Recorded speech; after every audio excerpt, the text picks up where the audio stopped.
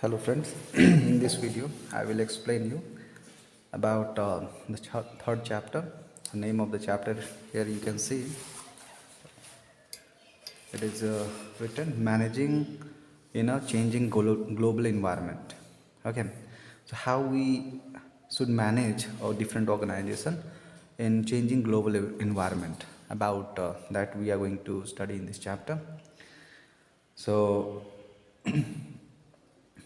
So first topic given, what is the organizational environment? So before going into detail about how we can manage the organization in changing global environment, we must know what is organizational environment. Okay, so here it is.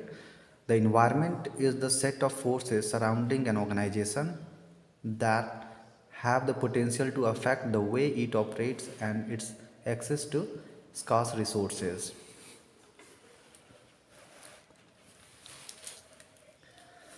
So environment is what? A type of a set of forces. Okay, what is environment?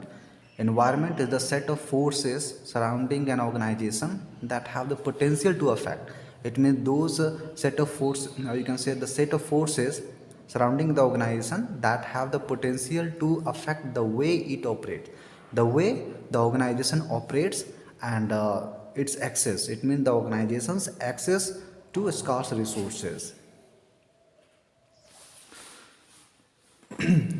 So here next, given scarce resources include raw materials and skilled employees. An organization needs to produce goods and services.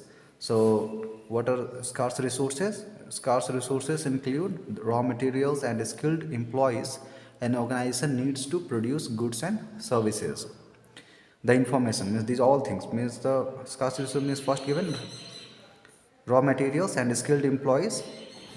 Second given the information it needs to improve its technology or decide on its competitive strategy, and the support of outside stakeholders such as customers who buy its goods and services, and banks and financial institutions that supply the capital to sustain it. So scarce resources include raw materials and skilled employees. Information it needs to improve its technology.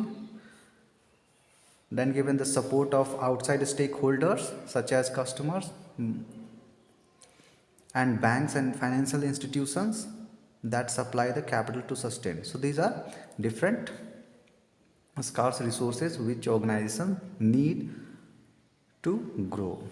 Okay, and these all scarce resources are available in the organizational environment.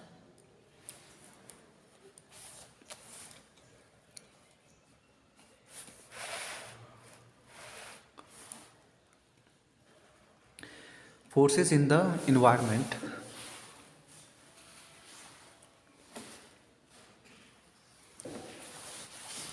So forces in the environment that affect an organization's ability to secure these scarce resources include competition from rivals. So what are the forces in the environment? So what are different types of forces in the environment that affect organizations' ability to secure these scarce resources? Organizations need to secure these resources to survive.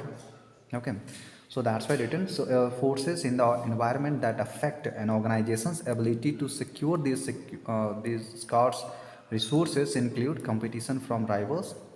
Okay, these are the forces which which affect an organization's ability to secure resources. First given include competition from rivals for customers, rapid changes in technology that might erode its competitive advantage, and an increase in the price of important inputs that raise operating costs. So now three things given here. So forces in the environment that affect an organization's ability to secure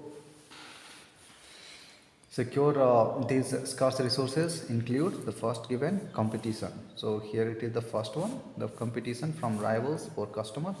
Second given, the rapid changes in technology that might erode its competitive advantage, and an increase in the price of important inputs that raises operating costs. So these are now three different forces which affect an organization's ability to secure scarce resources.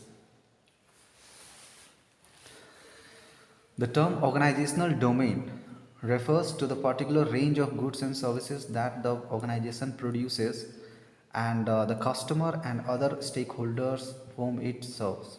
Now you see, here given the term organizational domain. So what is organizational domain? Organizational domain refers to the particular range of goods and services that the organization produces and the customer and other stakeholders whom it serves. So now got organizational domain means a range of goods and services that organization produces and the customer and other stakeholders whom it serves. Okay, so range of goods and services and customers, you can say in simple word.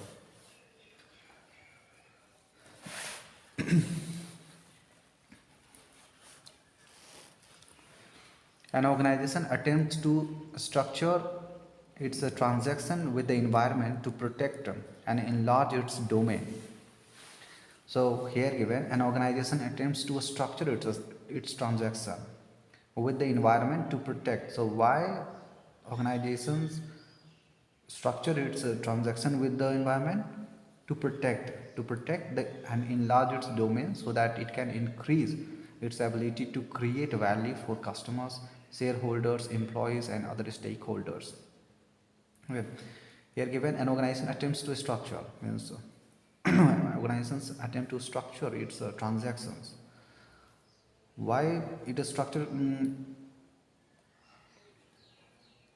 It is structured itself so that it can protect and enlarge its domain. Okay, if any organization is able to structure itself with the environment, then it can protect and enlarge its domain so that it can increase its ability to create value for customers, shareholders, employees and other stakeholders. Two types of organizational environment are. So there are two types of organizational environment. So first given the specific environment, the second given the general environment. So now first I'm going to explain about the specific environment. Then after I will move on to general environment.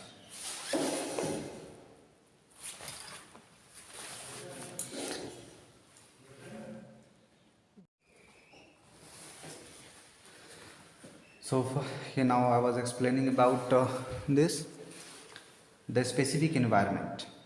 The specific environment consists of forces from outside stakeholder groups that are directly affect an organization's ability to secure resources. Okay, so a specific environment consists of outside stakeholders group.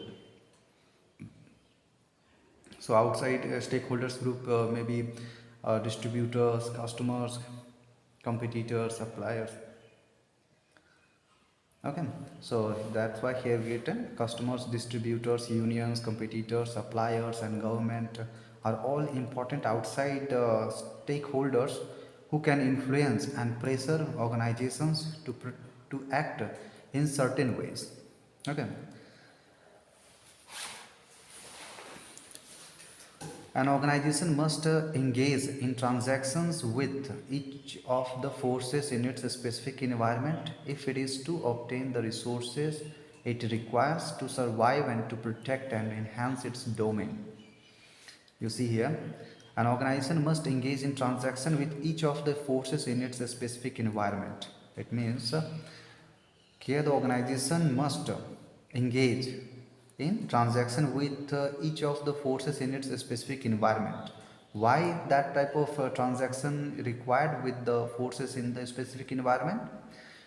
To obtain resources if it here given to obtain resources. Okay, if the organization has to obtain resources, then in that case the organization must engage in transaction with each of the forces in its specific environment. If the organization doesn't engage in transaction with each of the forces in the specific environment, then the organization cannot obtain the resources required to survive and to protect and enhance its domain. So for protecting and enhancing its domain, it needs, again, it needs to engage in transaction with each of the forces in its specific environment. So second given here, general environment. So the general environment consists of forces that shape the specific environment and affect the ability of all organizations in a particular environment to obtain resources. What given? So general environment consists of forces that shape the specific environment. Okay, means forces which shape the specific environment and affect the ability of all organizations in a particular environment to obtain resources. It means general environment, we can say that it consists of forces. General environment consists of forces that shape a specific environment and affect all the organizations present in the environment.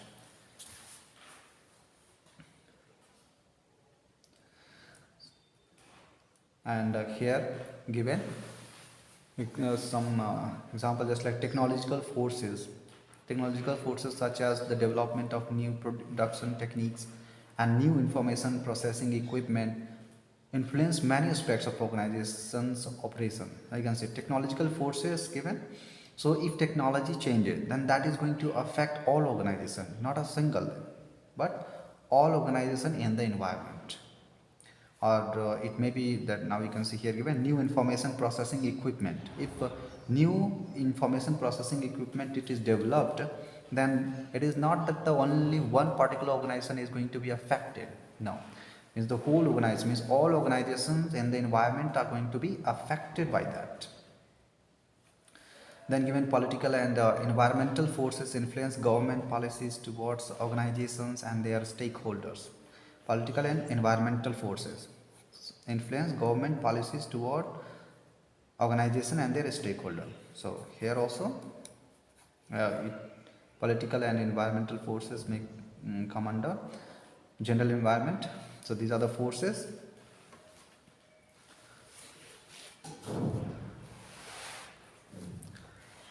Demographic, cultural and social forces such as age, education, lifestyle, norms, values and customs of nations, people shape organizations, customers, managers and employees. Now you can see demographic, these all factors. So these are the factors which affect and which shape organizations general environment. For example, demographic, culture and social forces. So these are different types of forces which affect general environment. Okay. If an organization manages the forces if an organization manages the forces in its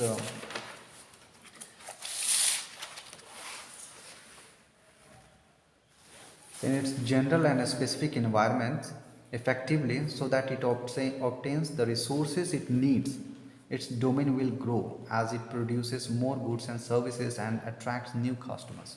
As you can see here, if any organization is able to manage its general and specific environment effectively, so now you see here, managing general and specific environment effectively is very important, because if any organization is able to manage general and specific environment effectively, then it obtains the resources it needs.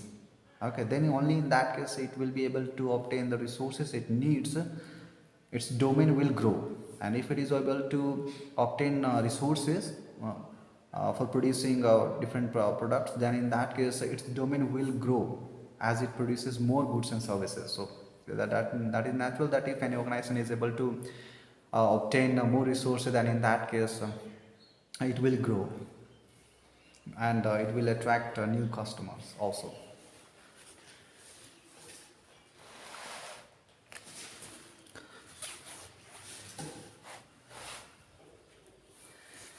Sources of uncertainty in the organizational environment. So, what are different types of sources of uncertainty in the organizational environment? Now, you see, as the forces cause the environment to become more complex. Now, different forces, whatever forces are present in the environment, maybe in the general environment or in the specific environment, so those forces make the environment complex, less stable, and poorer. The level of uncertainty increases. Okay, with increase in the level of uncertainty, uh, here you can see as the forces cause the environment to become, so as the environment become more complex, less stable, and poorer, then in that case the level of uncertainty will increase. Okay, so that now the cause of uncertainty are complexity, dynamism, and richness of environment. So these are the three factors which affect how uncertain the environment it will be. The first given the complexity, the second given the dynamism, and third given the richness of environment. So these are the three main factors which causes the uncertainty of the environment. Maybe a specific environment or maybe the general environment.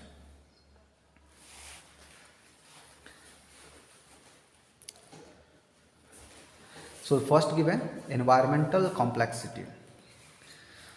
So environmental complexity is the first reason to make the environment more uncertain. Okay. So environmental complexity is a function of strength, number, and interconnectedness of specific and general forces that an organization has to manage. Okay. So what is it? The complexity means environmental complexity is what is that? A function of strength. So it means environmental complexity depends on the strength, number, and the interconnectedness of specific and general forces. Because in a general and a specific environment, there are so many different types of forces. So how those different forces are interconnected, and how many numbers of those forces are there, and what are the strength of those forces. So these things decide environmental complexity. The greater the number and the greater what is given, the greater the number, greater the differences between them, the more complex and uncertain is the environment and more difficult to predict and control. Here given the greater the number, if we increase the number of different forces in a specific and general environment, and differences also means whatever different forces are there in a general and a specific environment, number increase means if number increases, and with increase in the number, if you can say differences also increases, then in that case the result will be complexity, means the environment will become more complex and uncertain. And if the environment it becomes more complex and uncertain, then controlling and managing and predicting those environment, just like here given, difference between them, the more complex and uncertain is the environment and more difficult to predict and control. So if complexity and uncertainty will increase, then in that case it will be difficult to predict and control the environment. Okay.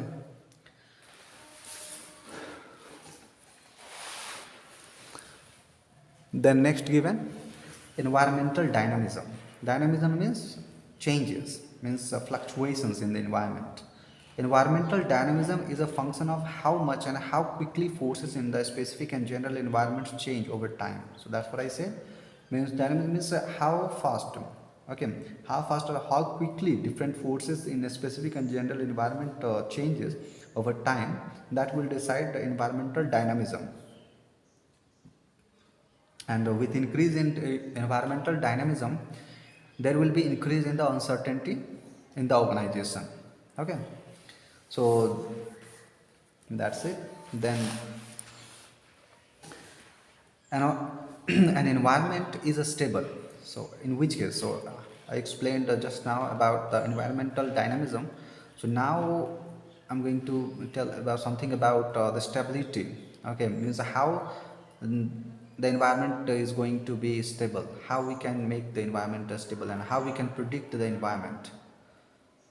An environment is stable if forces affect the supply of resources in predictable way. What is given here? Stable if forces affect, now you can see, if forces affect the supply of resources in predictable way, if we can predict the supply of different resources, okay, then in that case we can say that the environment is stable. An environment is unstable and dynamic if an organization cannot predict the way in which the forces will change over time. So that's it. We are given, so in which case we will say that the environment is unstable and dynamic when an organization cannot predict the way in which the forces will change over time. If any organization is, if it is not possible to predict the way in which different forces will change over time, then we can say that the environment is unstable. It means it is dynamic, it is changing continuously with the passage of time.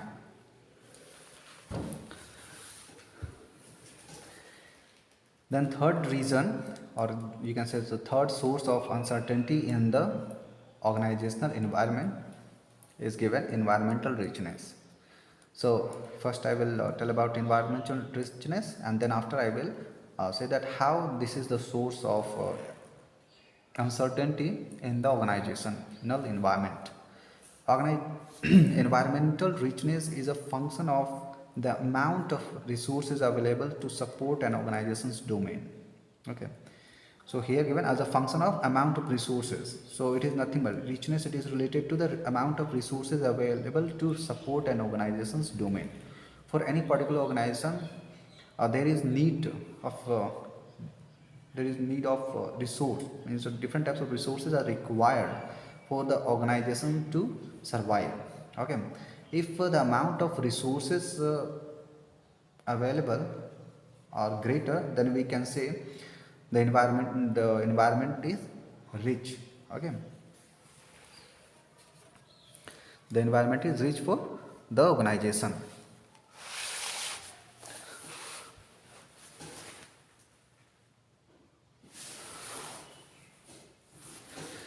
So here given in rich environment, uncertainty is low because resources are plentiful, and so organization need not compete for them. So now in rich environments, uncertainty is low. So now there it is direct relation in between the richness of the environment and the uncertainty. So greater means if the environment is rich, then in that case there will be less uncertainty. So why there will be less uncertainty? Because resources are available in plentiful, and it means resources are available in a sufficient amount, so that organization will not have to compete for certain resources.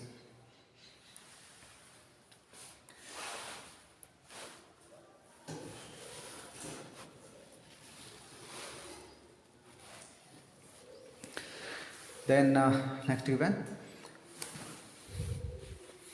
environments may be poor for two reasons. So what are the reasons for the environment to be poor or rich?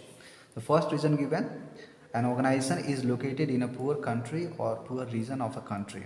So this is the first reason that environment may be poor. The second reason is there is a high level of competition and organizations are fighting over unavailable resources.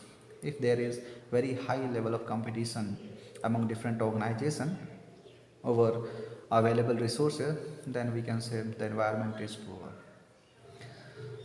In poor environments, the greater the problems organizations face in managing resource transaction. In poor environments, the problems, so many different types of problems are there for organization. So that's why given the greater the problems organization face in managing resource transaction. So in poor environment, we can say organization face so many different types of problem to manage resource transactions.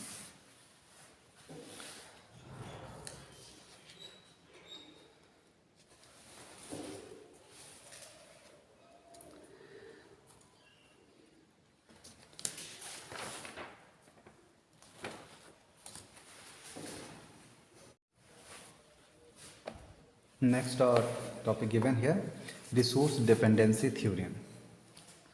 So what is it? Resource dependence theory. So according to resource dependence theory, the goal of an organization is to minimize.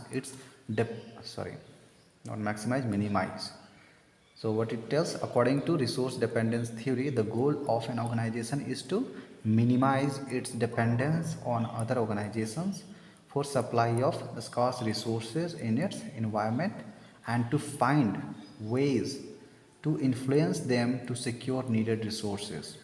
Okay, so according to this resource dependence theory, organization is to now the goal of the organization. What is the goal of the organization here? According to this theory, the goal of the organization is to minimize its dependence on other organization for different resources. Okay, in simple word we can say, according to resource dependence theory, the goal of the organization is to minimize its dependence on other organization for supply of different scarce resources. That is it. Okay. Thus, an organization must simultaneously manage two aspects of. So, if the goal of the organization is to minimize its dependence on other organization for supply of different resources in its environment, then in that case we can say, thus an organization must simultaneously manage two aspects of its resource dependence. So, two things organization must manage. So, what are these two? What are these two things? The first thing given here, it has to exert influence over other organizations so that it can obtain resources. Okay, the first thing is that the organization must influence other.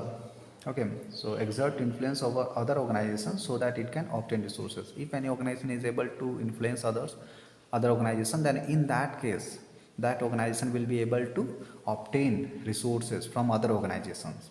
Okay, the second thing given, it must respond to the needs and demands of other organizations in the environment. Second given, it must respond to the needs and demands of other organizations. Means what other organizations are demanding, according to that, the organization should respond. If the organization doesn't respond the need of other organization, then in that case it will not be, the organization will not be able to manage resources from other organizations. The greater the dependence of one organization on another, the weaker it is. Okay, if any organization is depending on other organization for scarce resources, then that organization is weak. Okay, it means resource independence makes an organization strong, and the more powerful company can threaten. So that's it. Means if any organization is weak, then in that case, powerful company is going to threaten the weak companies. So that's why, or take advantage of the dependent organization if it chooses to do so. So it is simple. If any dependence on other organization, here given dependence on other organization will make the organization weak, and other strong companies present in the organization may threaten the organization. So that's why it is very important that as much as possible the organization should as much as it is possible, so that the organization should not to be dependent on any other organization. Okay, if the organization wants to survive.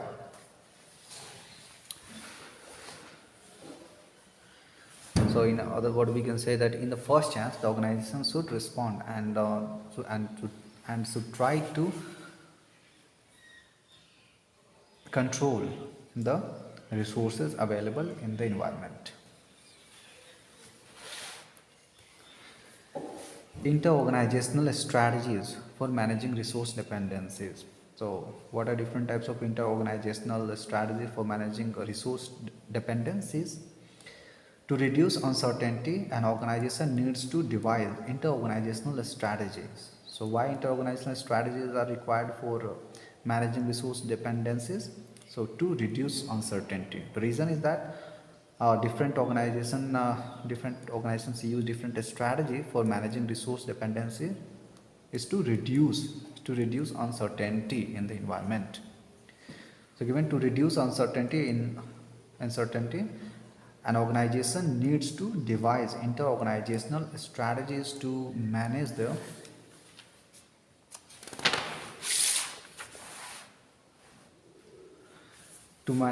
resources. Here given to manage the resource interdependencies in its specific and general environment. So that's what it is given here. If any organization wants to reduce uncertainty, then organization must use different strategy, inter-organizational strategies in the environment, okay, to manage the resource interdependencies in both in a specific and general environment. Okay, so simple. Different organizations use different strategies for obtaining resources to reduce uncertainty. Managing these interdependencies allows an organization to protect and enlarge its domain. If any organization is able to manage, its interdependencies, then in that case, that organization will be able to protect and enlarge its domain. Domain means its range of product and services.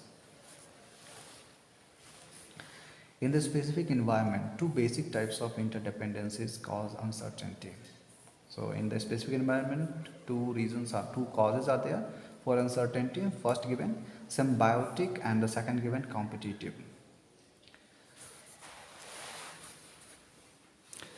So first, the symbiotic interdependencies. So interdependencies are symbiotic. Okay, interdependencies are symbiotic interdependencies when the output of one organization are the inputs of another. So in case of symbiotic interdependency, the output of one organization is going to be the input of another organization. The symbiotic interdependency generally exists between an organization and its suppliers and distributor. So it means if any output of one organization is going to be the input of another organization, so then that comes under symbiotic interdependencies. And symbiotic interdependencies include interdependencies in between the organization and suppliers and distributors. Okay, because here the output of suppliers are the inputs of organization, and the output of organizations here are the inputs of distributor. So here these are symbiotic interdependencies. The second given here, competitive interdependencies. These exist among organizations that compete for a scarce input and outputs. If different organizations are competing, means they are competing for a scarce resources, means same scarce inputs and outputs, then we can say that those organizations are in competitive interdependencies. An organization aims to choose the inter-organizational strategy that offers the most reduction in uncertainty for the least loss of control. So organizations want two things. The first thing is that reduction in uncertainty in the environment, and the second thing is the control of the environment. Means less uncertainty, more control. That's what different organizations want. If they are able to obtain, or you can say reduce uncertainty and increase control of the environment, then in that case that organization is at advantage, and that organization can increase its domain.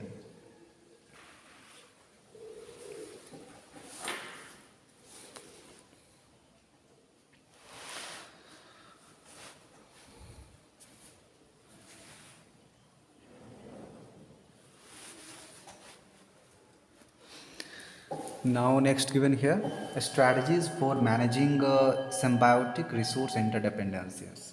So strategy, what are different strategies different organizations use for managing symbiotic resource interdependencies? So I have already explained. So what it is symbiotic resource interdependency. So under this comes means if output of one organization is the input of another organization, then that forms symbiotic resource interdependencies. Okay. The more formal a strategy is, the greater the prescribed area of cooperation between organizations. So now you can see here, the more formal a strategy is, so you can say A formal strategies results in greater prescribed area of cooperation. If there is more formal strategy, then there will be more cooperation between organizations. Okay, and if there is less formal strategy, then in that case there will be less cooperation between organizations. Okay, so following are different strategies. What are the different strategies which different organizations use to manage symbiotic resource interdependencies? The first given here, developing a good reputation. First, first strategy by the organization is given, developing a good reputation. The least formal, and this developing a good reputation is the least formal, least direct way to manage symbiotic interdependencies with suppliers and customers or customers is to develop a reputation. So here given reputation. So this is the least and least direct way, least formal and least direct way to manage symbiotic interdependencies with suppliers and customers. So what is this reputation? So reputation is a state in which an organization is held in high regard and trusted by other parties because of its fair and honest business practices. So here given, if any organization practices fair and honest business, now you can see if now a state in which an organization is held in high regard. So in which case different organizations are going to be held in high regard? When they, here given, when fair and honest business practices are involved with those in organizations. Okay, so fair and honest business practices result in high regard of the organization, means that organization is going to be regarded high and trusted by other organizations and other parties. Okay, so the reputation will increase.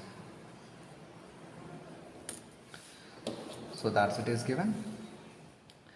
Then given cooptation. Cooptation is a strategy that manages, you can see here, cooptation is a strategy that manages symbiotic. Cooptation is a strategy that manages symbiotic interdependencies by neutralizing problematic forces in the specific environment. So now you can see here, cooptation meaning here neutralizing problematic forces in the environment. If we are able to, if the organization is able to neutralize problematic forces, whatever different forces are there in the environment, particularly in a specific environment which are causing problem to the organization, if those forces or if those problematic forces are going to be neutralized, then that is known as cooptation strategy. And that type of a strategy is known as cooptation. An organization that wants to bring opponents over its side gives them a stake in or claim on what it does and tries to satisfy their interests. Now you can see here, an organization that wants to bring opponents over its side. If any organization is able to bring any other opponent or organization to its side, then in that case what happened? The problematic forces, it means the problematic organization neutralized here. Okay, if that problematic force neutralized by bringing other organization to its side, then in that case such type of a strategy is known as cooptation. And how that is possible? That how other organization, means opposite, means competitor is going to come to your side. The strategy here it is given, giving a stake. Okay, giving a stake or a claim on what it does, means aligning other organizations' strategy with your organization will make other organization to come to your side. Okay, this is the strategy of cooptation. And here at the top given, to the left side it is informal, to the right side formal. The first, it was the most informal strategy strategies for managing symbiotic resource interdependency given reputation. That's what I explained. This is the more, you can say, the least formal and least direct way for managing symbiotic resource interdependency. The second given cooptation. Just now I explained about cooptation. What happens in cooptation? Bringing opponent to your side by providing that opponent some stake or some claim in your organization or aligning their interest with your interest. Then third given, a strategic alliance.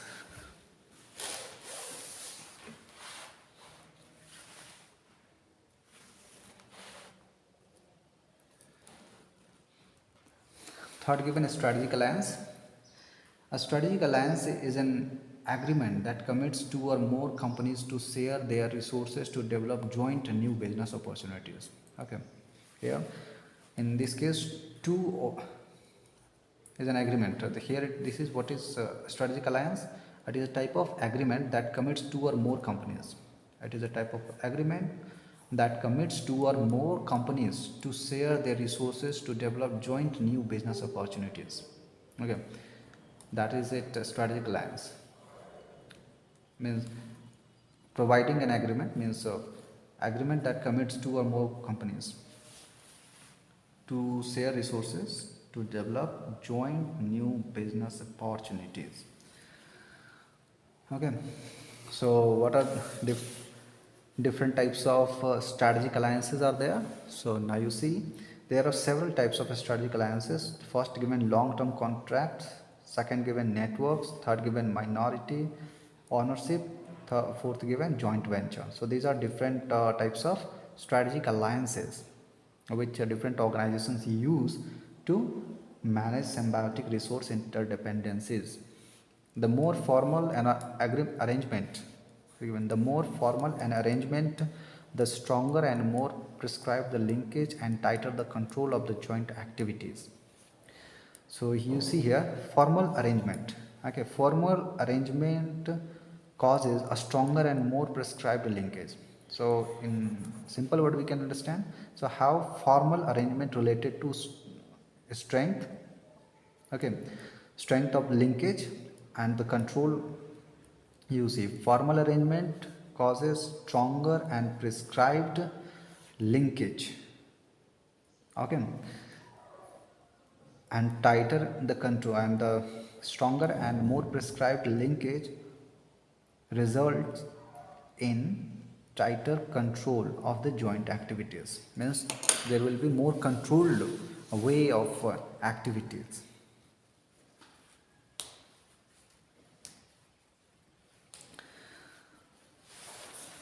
So now you can see, so different type of strategic alliances. So the least formal, it is long-term contracts. Then after network, minority ownership, and then the fourth one, it is joint venture. So joint venture is the most formal type of strategic alliance.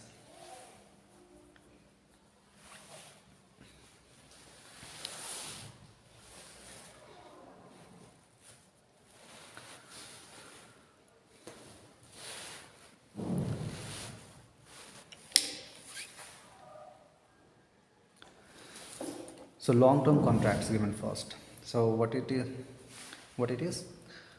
So long-term, the purpose of this contract is usually to reduce cost by sharing resources or by sharing the risk of research and development, marketing, construction, and other activities. In long-term contracts, different organizations reduce cost by sharing resources or by sharing the risk of research and development, marketing, construction, and other activities. Contracts are the least formal type of alliance because no ties link. Okay, this is the least formal type of alliance because there is no ties link the organizations apart from the agreement set forth in the contracts. It means only the contract, the only thing there is linkage in between different organizations is the contract. Okay, whatever written in the contracts, only those things are able to link those organizations. Otherwise, organizations are independent to take steps, make decisions. Contracts can be oral or written, casual, shared, or implicit. So these are different types of contracts.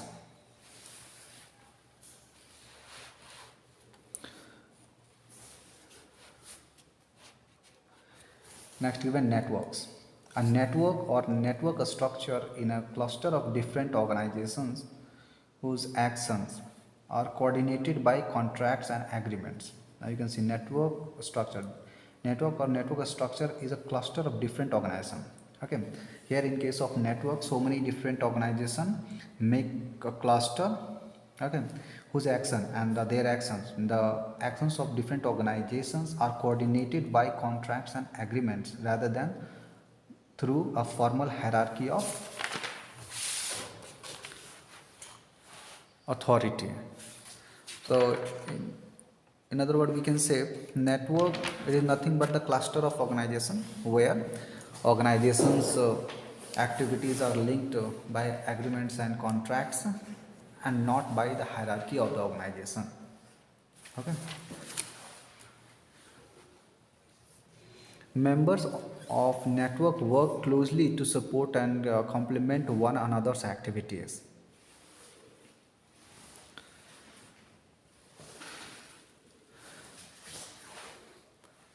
The goal of the organization that created the network is to share its manufacturing, marketing, or research and development skills with its partners to allow them to become more efficient and help it to reduce its cost or increase product quality. So here the goal of the organization who are involved in network or who are involved in network structure is to share its manufacturing, is different share its manufacturing, marketing, or R&D skills. So different organizations have different expertise in their fields. So those organizations may come together to form or now they come together and form a network or network structure so that they can share their manufacturing, marketing, and R&D skills so that they can become more efficient and help reduce its cost to increase product quality. So they share their knowledge. They share their knowledge of manufacturing or research and development skills to become more efficient and increase product quality also.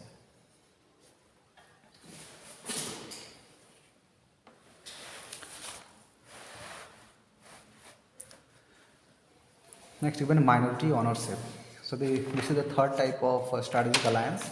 So giving minority. So ownership is a more formal linkage than contracts and network relationships. Minority ownership makes organizations extremely interdependent, and that interdependence forges strong cooperative bonds. So what happens in minority ownership?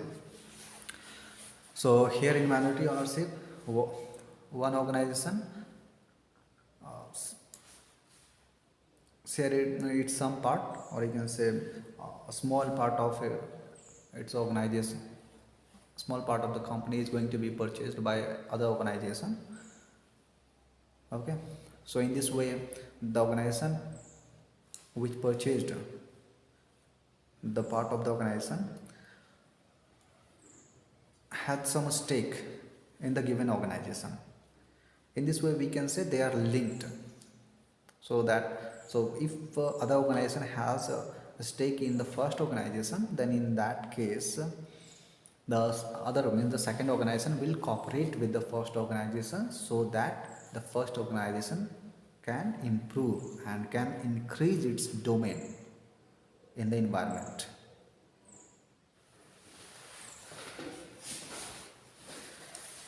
Next, fourth type of strategic alliance given, joint venture.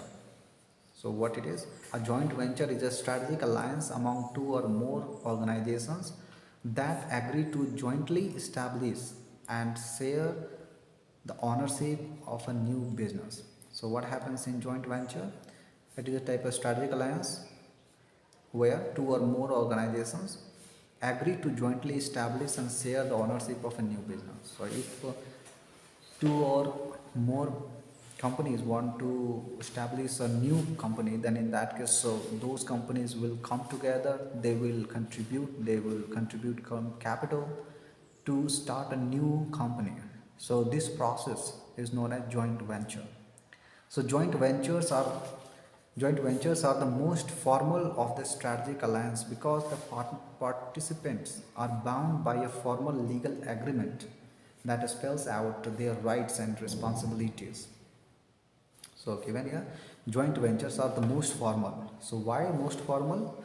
Because here come different companies contributing. Different companies are contributing capital and different other types of resources for starting a new company.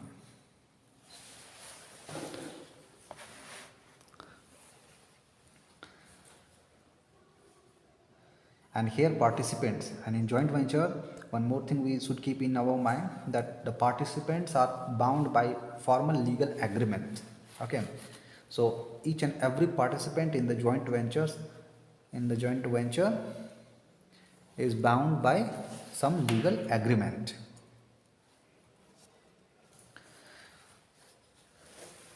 So here note given, the degree of formality increases as environmental uncertainty increases. In less uncertain environment, the you can say formality will decrease, and in more uncertain environment, formality will increase. Okay, means uncertainty and formality. These two things are, means degree of formality and uncertainty.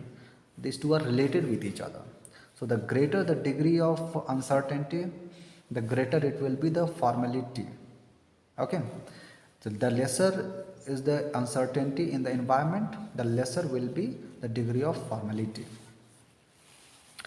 Then the last type of strategy for managing symbiotic resource interdependencies given mergers and takeovers.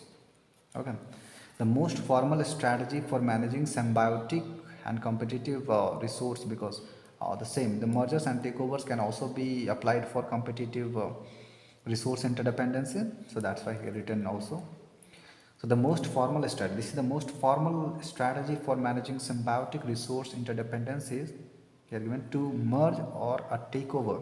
Okay, merging two or more companies, or you know what, if one company is taking over the other company, so that is a takeover. Resource exchanges occur with one organization rather than between organization. So now first you understand merger means when two or more companies are going to be combined. Okay, combined means they have a certain percentage of ownership of all different companies. For example, if a company A and B are merged, it means and the percentage of, or you can say the ownership of the company A is 60% and the percentage of ownership of company B is 40%, then in that case those two companies will have to take decision combinedly, and the strength or the influence of those companies will depend on the percentage of ownership. And in case of takeover, one company buys the other company.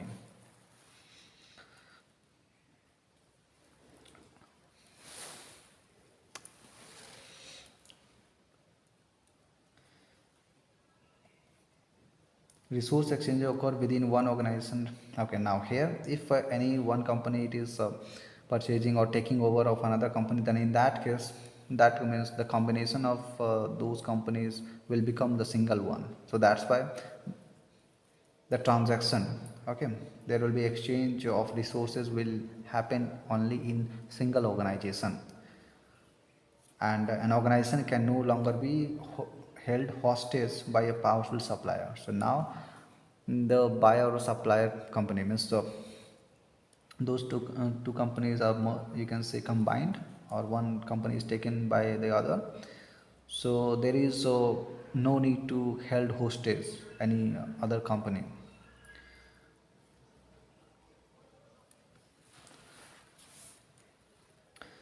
So I'm reading this again. The most formal strategy for managing symbiotic and competitive resource interdependencies is to merge or take over.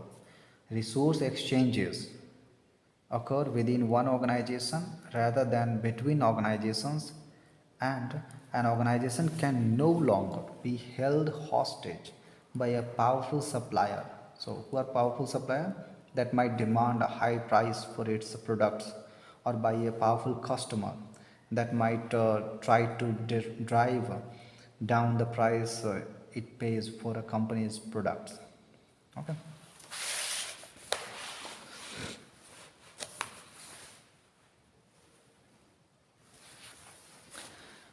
An organization that takes over another company normally incurs great expense. Now you see here, when any company takes over another company, then it incurs great expense.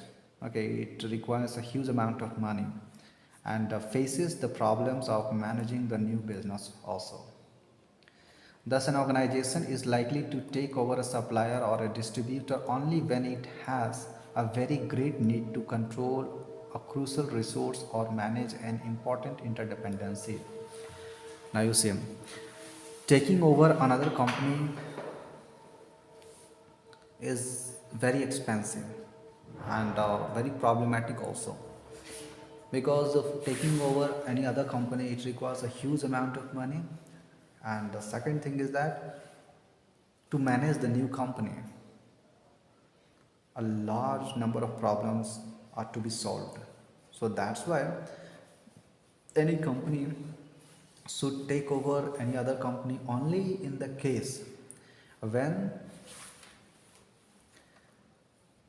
when there is a very great need. So when there is a very great need to control the resource, okay, when there is very great need to control the resource supplied by any other company.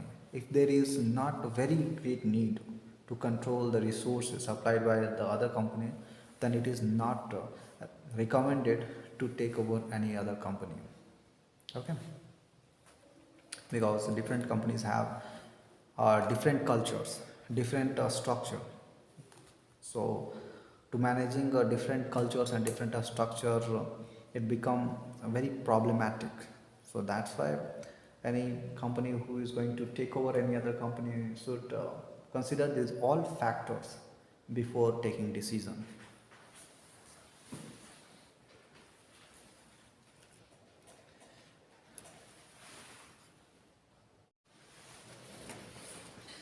Next topic given, strategies for managing competitive resource interdependencies. Okay, so what are different strategies which different companies take, or different companies use for managing competitive resource interdependencies? Okay, so competition threatens the supply of a scarce resources and increases the uncertainty of the specific environment. See here.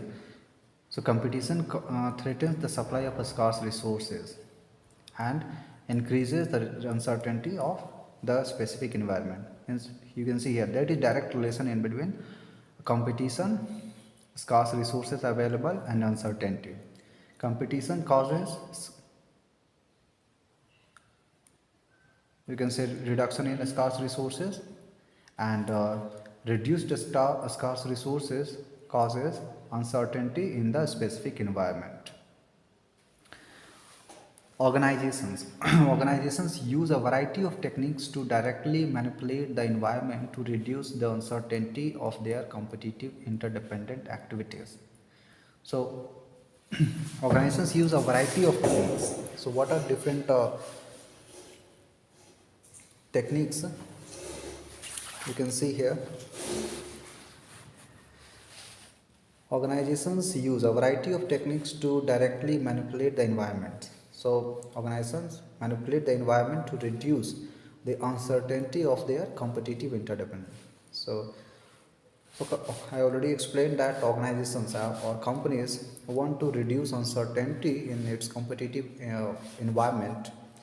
So, the more formal the strategy selected, the more explicit the attempt to coordinate competitors' activities. So, you can see here the more formal the strategy is selected. So, the selection of different strategy depends on the uncertainty. Okay, so in which case more formal strategy will be selected when there will be more uncertainty. So that's why given the more formal the strategy is selected, the more explicit the attempt to coordinate competitors activities. So now you can see why different companies use more formal strategies, because they want, different companies want to coordinate competitors activities. Okay, so that's why they use formal strategy. Some of these strategies are illegal. So some of the strategies used by different companies are illegal, but unethical organizations break antitrust laws to gain a competitive edge. So, but there are companies in the environment also, so who want to take, or they who want to be at advantageous stage, and for that they use illegal methods also, and unethical strategies also. Okay, so now you can see here how the formality or informality. Now you can see to the left hand side, there it is informal, and to the right, as we go to the right side, so formality will increase. The first given collusion and cartels. So these are different strategies. So strategies for managing competitive resource interdependencies. The first strategy it is given collusion and cartels. Second strategy given third party linkage mechanism. Fourth strategy given strategic alliances, and the fourth strategy given mergers and takeovers. So one by one I will explain how these strategies can be used by different companies. So the first one given collusion and cartels. So first, what is collusion? Then after I will explain how collusion and cartels are used by different companies to manage different different types of competitive resource interdependencies. So a collusion is a secret agreement among competitors to share information for a deceitful or illegal purpose, such as keeping prices high. So what is collusion? Is a type of secret agreement. So that is a type of agreement among competitors to share information. Means those competitors share information, and why they share information among each other? To increase the prices. Okay, to increase the prices, and this is illegal. So competitors cannot share information among each other so that the prices can be increased. Okay, so that's why this is illegal, but yet some companies collude with each other to increase the prices of any particular product. A cartel is an association of firms that explicitly agree to coordinate their activities. So now you can see, so here association of firms, so different firms may agree to coordinate their activities. And why they coordinate activities? To increase the prices of different products. Cartels. So I explained collusion, I explained, then cartel you got. This is what, association of different firms. Cartel and collusion increase the stability and richness of an organization's environment and reduce the complexity of relations among competitors. I will say. So the reason the why companies. So I just explained that by using collusion and cartels, companies are able to increase the prices of different products. Okay. So what happens when the prices of different products are increased by different companies? So when prices are going to be increased, then in that case the environmental richness will increase, and the uncertainty in the environment will also decrease. So due to these reasons, different companies collude and you know what associate with each other to form a cartel also. Organizations can also collude to form a cartel. Now you can see collude without formal agreement. Okay, so here just now I explained that it is a type of agreement. Collusion, it is type of secret agreement. Okay, and cartel, it is type of explicit agreement.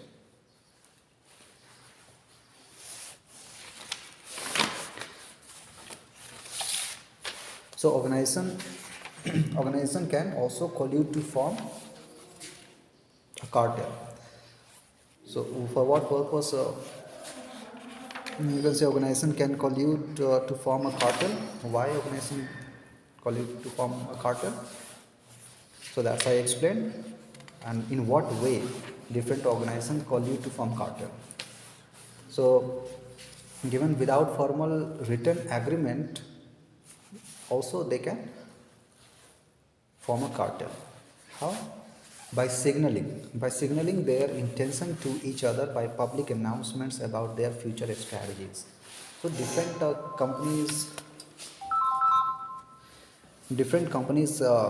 can signal their intention to other companies about their future strategies, and in this way they can take decisions, so that they can form a type of association which will benefit each of them, and as a whole the prices may increase.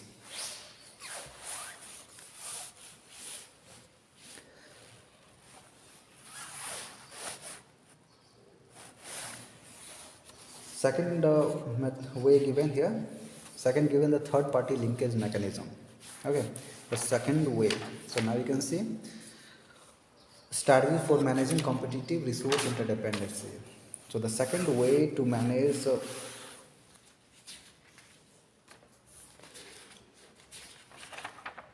competitive resource interdependency given third party linkage mechanism. So what it is, a more formal but still indirect way for competing organizations to coordinate their activities is through a third party linkage. Okay.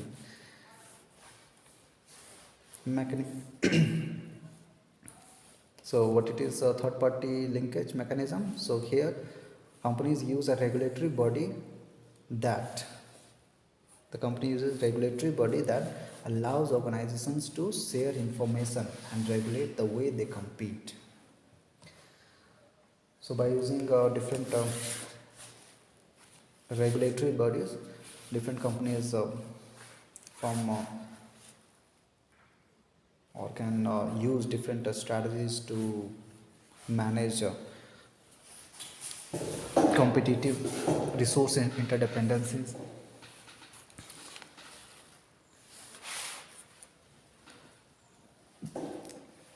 Third party linkage mechanism provide rules and standards that stabilize the industry competition and thus increases the richness of the environment. Now you see here, third party linkage provide rules and standards that stabilize the industry.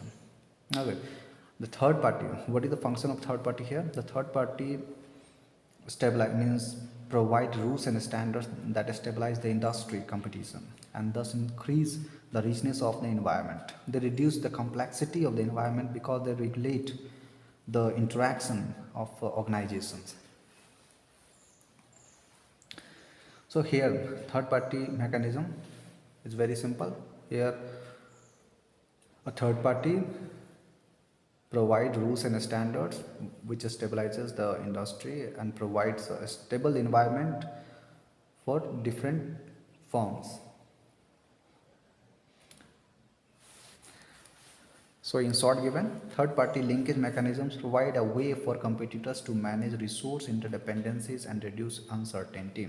So here third party linkage mechanisms provide us way for competitors to manage resource interdependency. Here the management of resource and interdependencies are provided by the third party linkage mechanism, and here if resource interdependencies are going to be managed, then in that case it will decrease the uncertainty in the environment.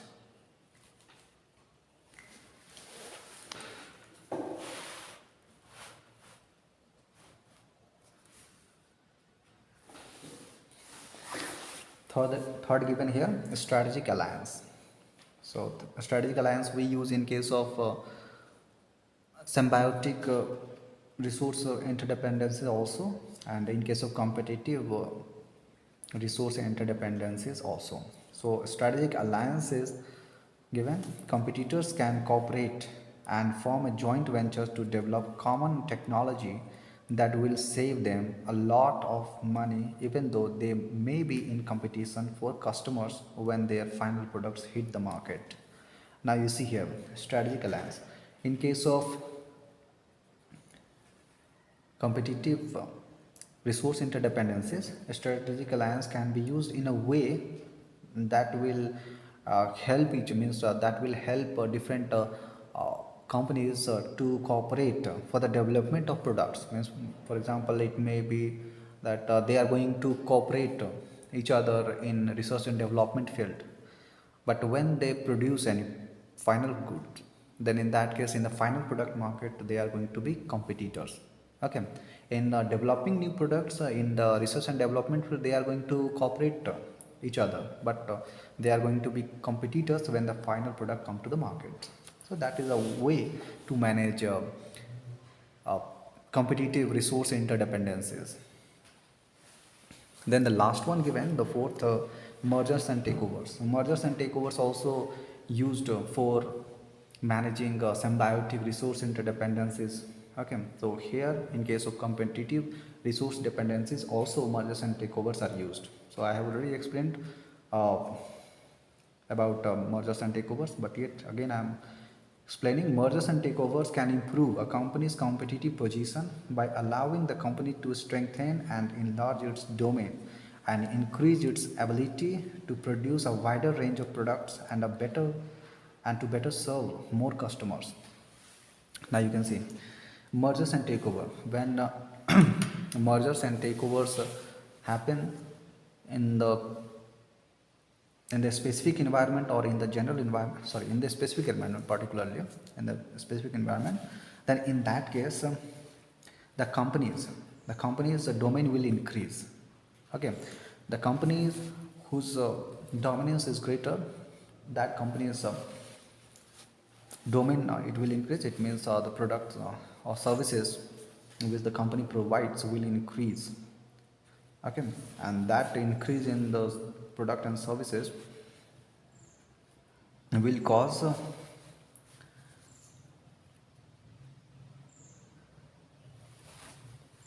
better control of the environment. Okay.